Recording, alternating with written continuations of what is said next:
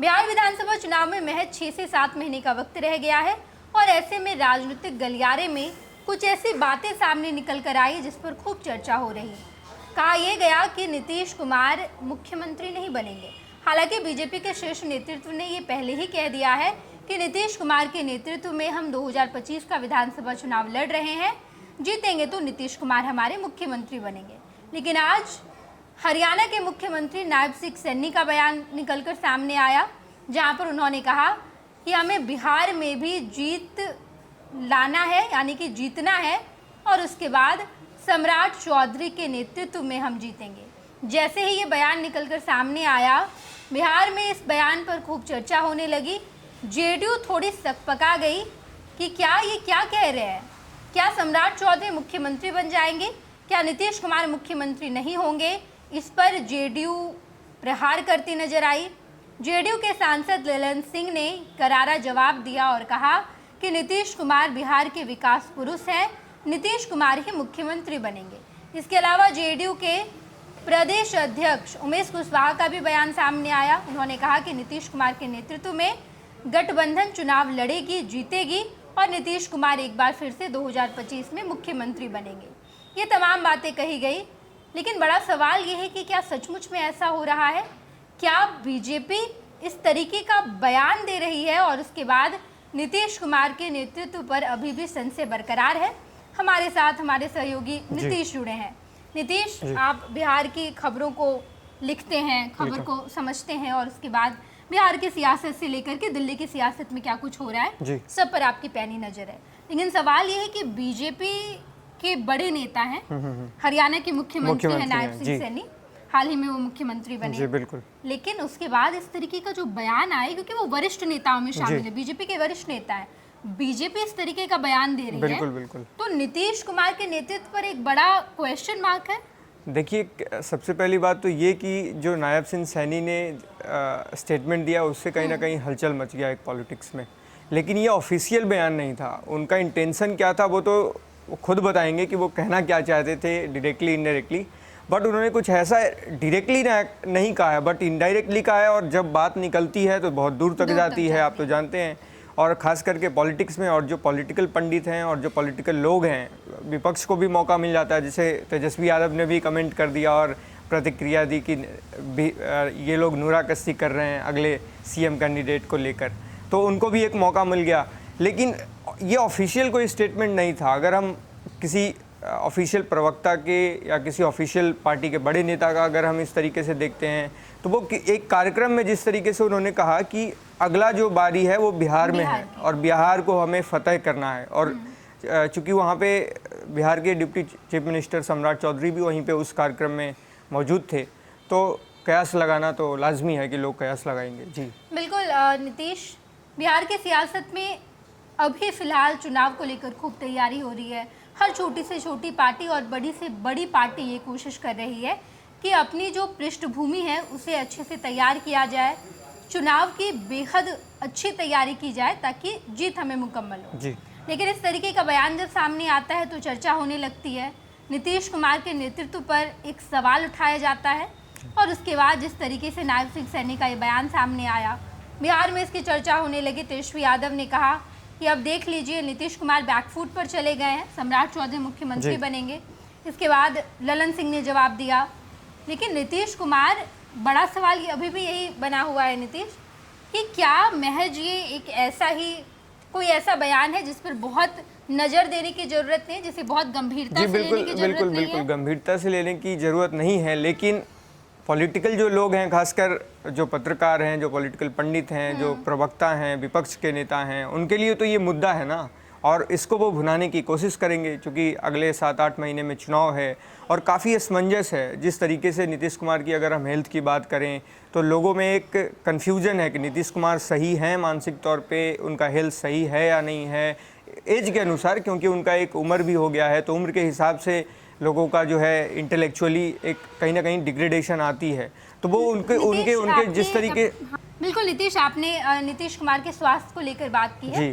बिहार की सियासत से लेकर के देश की सियासत में भी ये लगातार राजनीतिक गलियारे में चर्चा का विषय बना रहता है कि नीतीश कुमार की स्वास्थ्य हाल ही में कई ऐसी और नया जिस तरीके से उनकी जो हालिया जो वीडियोस उनके वायरल हुए बिल्कुल, हैं इसी का राष्ट्रगान मैं के जिक्र वक्त कर रही जिस हूँ तरीके कि से वो कर रहे थे, जिस उनका जो तरीके के वीडियो जी जी सामने बिल्कुल आए हैं, इसको लेकर नीतीश कुमार पर सवालिया बड़ा निशान खड़े हो सवाल रहे हैं। उठ जी रहा है। जी लेकिन सवाल ये भी है कि जब नीतीश कुमार इंडिया ब्लॉक में थे जी तब भी यही स्थिति थी। बिल्कुल कमर बिल्कुल, बेस। यही सम्राट चौधरी ये- जब डिप्टी सीएम थे, सॉरी डिप्टी सीएम नहीं थे, तो काफ़ी प्रहार करते थे और कहते थे कि इनका जो मेंटल स्थिति है वो खराब है, और बिल्कुल, अभी यहाँ वही पे- कह रहे हैं कि अगले इनके ही नेतृत्व में हम चुनाव बिल्कुल लड़ेंगे, तो ये नीतीश, काफ़ी लेकिन यहाँ पर सवाल ये है कि जी। जब नीतीश कुमार इंडिया ब्लॉक में थे, जी इंडिया ब्लॉक में तेजस्वी यादव बाकी तमाम नेता थे, जी और अब इसका जिक्र सामने आता है जब इंडिया या फिर बिहार में महागठबंधन जी। विपक्ष में गई, तो अब ये कहते हैं कि नीतीश कुमार की तबीयत खराब है, तभी भी ये बातें हो रही थी, लेकिन ये बातें पब्लिक फोरम में नहीं आ रही थी। जी जी जी नीतीश कुमार ने इंडिया ब्लॉक में क्या किया, एक और जो खबर निकलकर सामने आई है कि नीतीश कुमार जब इंडिया ब्लॉक का बैठक कर रहे थे तब स्टालिन अपने लैंग्वेज में बात कर बिल्कुल। रहे थे, मनोज झा वहाँ पर थे जो ट्रांसलेट कर रहे थे हिंदी में और बाकी तमाम नेताओं को समझाने की कोशिश जी। कर रहे थे स्टालिन का क्या स्टैंड है।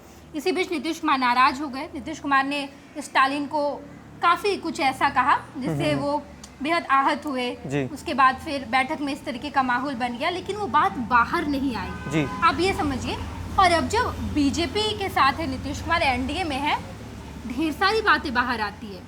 वैसी बातें भी जो सामने वीडियो के माध्यम से दिखाई देती है, और वैसी बातें भी जिसका वीडियो सामने नहीं आता है, अंदर खाने बात होती है। जी, जी, जी। और इसकी चर्चा होने लगती है। देखिए कहा ये जाता जी। है राजनीतिक गलियारे में, जी। या फिर कई सारे जेडीयू के नेताओं ने भी ऐसा जी। कहा है कि ये सब कुछ बीजेपी कंट्रोल करती है। जी। बीजेपी कंट्रोल करती है कि कितनी बातें बाहर आनी है, कितनी बातें अंदर आनी है। और एक स्टैंड इस पर मैं ये भी कहना चाहूँगी कि सम्राट चौधरी या बिहार के जितने भी नेता हैं, अंदर खाने क्या बात होती है, कैसे बाहर निकलती है। हालांकि इसका ये मतलब बिल्कुल भी नहीं है कि बीजेपी नीतीश कुमार का साथ छोड़ेगी। बीजेपी का अभी तक का जो स्टैंड है, बीजेपी ये कोशिश कर रही है कि हम नीतीश कुमार को अंत तक साथ लेकर जाएं। जी जी बेसिकली जिस तरीके से महाराष्ट्र में जैसा हुआ कि देवेंद्र फडणवीस को मुख्यमंत्री बनाया गया और उसके बाद उप मुख्यमंत्री जो पहले के सीएम थे वो बने। बिल्कुल। जी वही कहीं बिहार में ना हो जाए, इस बात का डर है ही। और बीजेपी ये डर खत्म करने के लिए नीतीश कुमार जी। को लास्ट तक ले जाना चाहती है और ये इस्टेब्लिश कराना चाहती है कि नीतीश कुमार अगर हमारे साथ है, अलायंस में है, तो नीतीश कुमार को हम एंड तक लेके जाएंगे, ताकि एक ट्रस्ट भी बना रहे कि हमारे साथ जो अलायंस में आएंगे उनके साथ कभी धोखाधड़ी नहीं की जाएगी, उनको बैकफुट पर नहीं जी। रखा जाएगा। लेकिन अभी भी सवाल वही है कि क्या बीजेपी इसको कंट्रोल कर रही, क्योंकि जेडीयू के कुछ नेताओं का ऐसा देखिए कहना है। देखिए नेहा, इसमें ना दो चीज़ें हैं जो सबसे इम्पोर्टेंट है। पहली बात ये कि जो नीतीश कुमार की वीडियोस और इस तरीके के उनके जो जिस तरीके से उनकी हरकतें वीडियो में लोगों ने देखा है, तो वो नॉर्मल नहीं है, क्योंकि उम्र के हिसाब से ये काफ़ी चीज़ें जो हैं कह रहे हैं तो नॉर्मल है, बट मुख्यमंत्री के लिए, मुख्यमंत्री का जो चेहरा है, मुख्यमंत्री जो बिहार को चला रहा है, उसके लिए ये काफ़ी प्रतिकूल है। अगर हम बात करें इसी के तौर पे, तो हम उड़ीसा में अगर देखें तो वहाँ पे जो जो नवीन पटनायक थे, उनकी जब स्थिति ऐसी ही थी, तो पब्लिक डोमेन में, पब्लिक किसी कार्यक्रम में जाना बहुत कम करते थे, उन्होंने कम कर ताकि दिया उनकी जो कमियां हैं, उनकी जो इस तरीके की, तो वो बाहर नहीं निकलती थी। नीतीश कुमार अभी भी इसी स्थिति में भी वो कार्यक्रम में जाते हैं, और अगर कार्यक्रम में आप जाएंगे तो वो गलतियां होंगी, तो वहाँ पे मीडिया के कैमरे होते हैं, तो बातें तो निकलती हैं।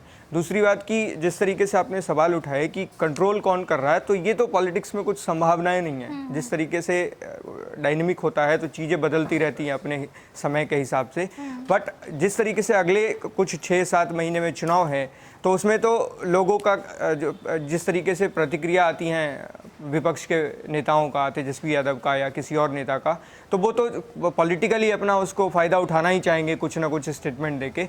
बट चीज़ें ये नहीं होती कि कंट्रोल कौन कर रहा है और कौन कंट्रोल नहीं कर रहा है, बट कोई ना कोई तो उसके पीछे एक फोर्स होता ही है पॉलिटिकली। बिल्कुल। नीतीश कुमार के स्वास्थ्य को लेकर हमने बातचीत की और लगातार सवाल भी उठाया जाता है, लेकिन एनडीए में अभी भी एक नाराज फूफा बैठे हुए हैं और उनका नाम है जीतन राम मांझी। जी। जीतन राम मांझी कभी कुछ ऐसा कह देते हैं जिस पर ये सवाल उठता है कि जीतन राम मांझी एनडीए में खुश नहीं है। कभी सीटों की डिमांड ऐसी कर देते हैं कि बाकी पार्टी उसको ये अच्छा नहीं लगता। जी। इसके अलावा कल का जीतन राम मांझी का बयान जो सामने आया है, जहाँ पर जीतन राम मांझी ने कहा है कि जब मैं केंद्रीय मंत्री बन रहा था तब भी मुझे कम आंका गया, मेरे साथ नाइंसाफ़ी की गई, लोकसभा इलेक्शन में भी मेरे जी। साथ ऐसा किया गया, लेकिन बिहार विधानसभा चुनाव में मैं ऐसा नहीं होने दूंगा। मुझे 40 सीट चाहिए ताकि 20 विधायक मेरे बन पाए। ये बात जीतन राम मांझी कह रहे हैं। हम ये सवाल उठा रहे हैं, राजनीतिक गलियारे में चल रही कि कांग्रेस और आरजेडी के बीच कुछ भी ठीक नहीं है, बात नहीं बन रही है, बात बनाने की कोशिश की जा रही है। बिहार में बड़े बड़े नेता, कांग्रेस के बड़े नेताओं को लाया गया है ताकि तेजस्वी पर प्रभाव बनाया जाए, दबाव बनाया जाए, लेकिन एनडीए खाने में भी बहुत कुछ अच्छा नहीं चल रहा है। बिल्कुल बिल्कुल। नीतीश कुमार का स्वास्थ्य, नीतीश कुमार के नेतृत्व पर सवाल, और उसके बाद जीतन राम मांझी का नाराज होना। सबसे पहले तो जो पिछला क्वेश्चन था उसमें एक चीज़ जो इम्पोर्टेंट फैक्ट जो छूट गया वो ये कि बीजेपी साथ लेकर चलना चाहती है कि नहीं जेडीयू को। ये तो बीजेपी की मजबूरी है नेहा। अगर जिस तरीके से अगर हम वक्फ बिल पास हुआ तो उसमें जेडीयू का अहम रोल रहा। अगर जेडीयू खिलाफ हो जाती तो वो चीज़ पॉसिबल बीजेपी के लिए नहीं होता।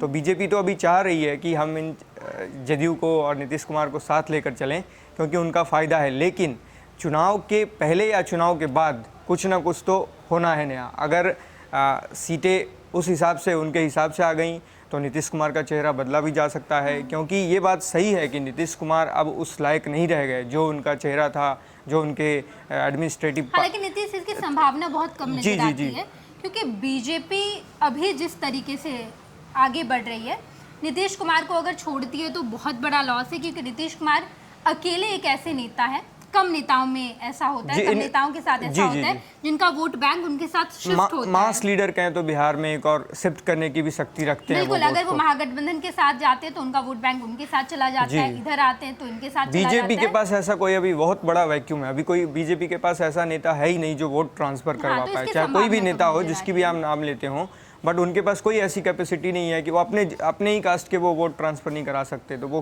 बड़े एक चंक वोट को कैसे ट्रांसफर करा सकते हैं। और नीतीश कुमार के पास वो शक्ति है, क्योंकि उन्होंने पिछले 15-20 साल में जो काम किया है, जो उन्होंने जो छवि बनाई है, तो उसके आधार पे वो वोट मांगेंगे और लोगों को कहीं ना कहीं लोग उनको चाहते भी हैं। बट हाँ, अभी है कहीं ना कहीं लोगों में एक नाराज़गी आई है, क्योंकि चीज़ें बदलना चाहिए, तो लोग ऐसा सोचते हैं। बिल्कुल, लेकिन जीतन राम मांझी जो नाराज चल रहे हैं, इसको लेकर क्या कहेंगे आप? ये तो जीतन राम मांझी, अगर हम पिछले 7 साल 8 साल 6 साल अगर हम देखें उनके स्टेटमेंट को, तो वो इसी तरीके से स्टेटमेंट बड़ा कन्फ्यूजन क्रिएट करते हैं। वो कभी कहते हैं राम काल्पनिक हैं और फिर उसी राम वाले पार्टी में आते हैं और मंत्री भी बन जाते हैं।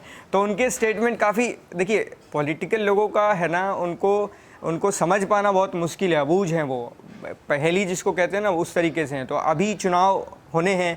अब जीतन राम मांझी का जो है वो सपना है कि हमें 35 से 40 सीटें मिलें, हम लड़ें और हमारी पार्टी कहीं ना कहीं सत्ता के जो है बागडोर में और सत्ता के कॉरिडोर में काफ़ी मजबूत हो जाए। तो कोशिश तो अपने तरीके से करेंगे, और ये कहीं ना कहीं प्रेशर पॉलिटिक्स का एक हिस्सा है उनका, जिस तरीके से वो बयान दे रहे हैं ताकि प्रेशर बढ़े और हमें ज़्यादा से ज़्यादा सीटें लेने में, बार्गेनिंग करने में उनका जो है पावर वो बढ़े। तो ये उनकी कोशिश चुनाव को लेके, अगले चुनाव को लेके वो प्रेशर पॉलिटिक्स का खेल कर रहे हैं। बिल्कुल, नीतीश एक तरफ जीतन राम मांझी प्रेशर पॉलिटिक्स कर रहे हैं, चिराग पासवान का भी ये कहना है कि हमें 25 से 30 सीट चाहिए। उनका इस तरीके का गणित बैठाना है कि हमारे 5 सांसद है, एक सांसद को हमसे एक लोकसभा क्षेत्र में अमूमन 6 विधानसभा क्षेत्र होते हैं, तो इस हिसाब से हमें 30 का गणित बैठाया है, 30 विधानसभा सीट चाहिए। दूसरी तरफ उपेंद्र कुशवाहा भी है एनडीए में, उन्हें भी 6-7 सीटों पर। ये लोग बीजेपी के लिए सिरदर्द कहीं ना कहीं बनने वाले हैं आने वाले समय में। तो ये छोटी छोटी पार्टियों में सीट बंटवारे का बड़ा मतलब एक झमेला हो जाता है। तो इन्हें भी सीटों का बंटवारा करना है। इसके बाद वीआईपी भी आने की कोशिश कर रही है, जो खबर चल रही है कि वीआईपी भी आ सकती है, तो उन्हें भी अगर सीट दिया जाए तो कहा यह जा रहा है कि जीतन राम मांझी और उपेंद्र कुशवाहा के उन्हीं के सीटों को एकोमोडेट किया जाएगा। हाँ, वीआईपी को दिया जाएगा। ये तमाम बातें बिहार की राजनीति में चल रही है। चुनाव नज़दीक है, एक तरफ एनडीए और दूसरी तरफ महागठबंधन में जो खटपट चल रहा है उसे सुधारने के लिए तेजस्वी यादव दिल्ली जा रहे हैं। दूसरी तरफ एनडीए में जो खटपट चल रहा है ये भी सामने आ गया है, और इसे भी सुलझाने के लिए अमित शाह बिहार आएंगे। नरेंद्र मोदी भी बिहार आ रहे हैं। 24 तारीख का दिन है नीतीश, जब नरेंद्र मोदी बिहार आएंगे, नीतीश कुमार उनके साथ मौजूद रहेंगे और बिहार को एक बड़ा मैसेज दिया जाएगा। ये तमाम चीज़ें राजनीतिक गलियारे में चल रही है। हम आपको हर खबर से रूबरू कराएंगे। आप देखते रहिएगा first Bihar Jharkhand. Panorama group, जो सोचता है वो करता है। आपके अपने सपनों का आशियाना। ये लो मुंह मीठा करो, आज मैंने अपना जॉब छोड़ दिया। अब हम पूर्णिया वापस जाएंगे। जॉब छोड़ दिया है? मतलब ये घर कैसे चलेगा? हम करेंगे क्या? और माँ बाबूजी क्या बोलेंगे? इसलिए मैं एक और मिठाई का डब्बा लाया। अपने बिजनेस के लिए लोन अप्रूव हो गया। अरे लोन अप्रूव हो गया वो तो ठीक है, लेकिन पूर्णिया में हम रहेंगे कहाँ? अपना घर भी तो नहीं है वहाँ। इसलिए तो एक और मिठाई का डब्बा अलग से लाया हूँ। हमने पूर्णिया में घर ले लिया है, पूर्णिया के ई होम्स पैनोरमा में। पूर्णिया में पैनोरमा ग्रुप लेकर आए हैं ई होम्स पैनोरमा। बड़ा घर, आलीशान जिंदगी और अत्याधुनिक सुविधाओं के संग। अरे अरे, अब क्यों मुंह मीठा करवा रही हो? क्योंकि हम घर वापसी जो कर रहे हैं। घर वापसी की खुशी पूर्णिया में ई होम्स पैनोरमा के संग। E homes panorama, luxurious lifestyle redefined.